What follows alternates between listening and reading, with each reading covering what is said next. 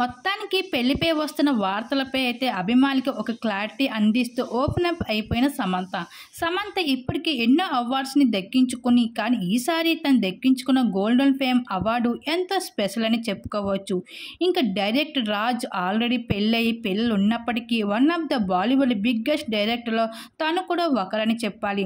ఇంకా అటువంటి డైరెక్టర్తో అయితే సమంత అయితే ప్రేమ వ్యవహారం నడుపుతూ కనిపించేసింది. ఈ వార్తలు ఎన్నోసార్లు వైరల్గా మారుతూ ఉంటే ఈసారి మాత్రం క్రికెట్లో ఏకంగా సమంత రాజ్కి సంబంధించిన సన్నిహిత ఫొటోస్ వాటన్నిటి కూడా బయటికి వైరల్గా మారుతూ వచ్చేసాయి. ఆ జంట అంత క్లోజ్గా ఉండడంపై ఇంకా సమంత ఓపెన్ అప్ అవడమే ఆ ఒకటే మిగిలిపోయింది అని ఫ్యాన్స్ అయితే అభిప్రాయం పడుతూ వచ్చారు.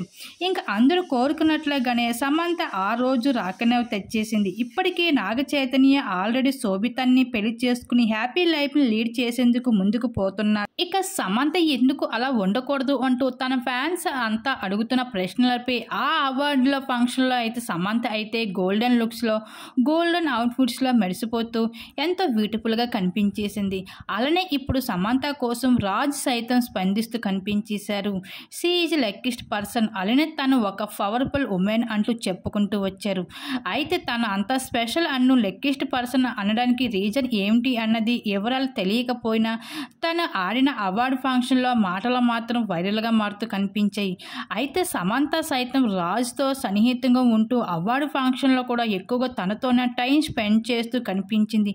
ఈ విధంగా అయితే ఇంకా వీళ్ళిద్దరు త్వరలోని పెళ్లిపెట్టలు కూడా ఎక్కబోతున్నారు అంటూ ఇంకా సమంత కూడా అయితే ఇండైరెక్ట్గా అయితే ఇంకా ఓపెన్ అప్ అయిపోయింది. వాటికి సంబంధించిన ఫొటోస్ నెట్టింట్లో వైరల్గా మారుతున్నాయి.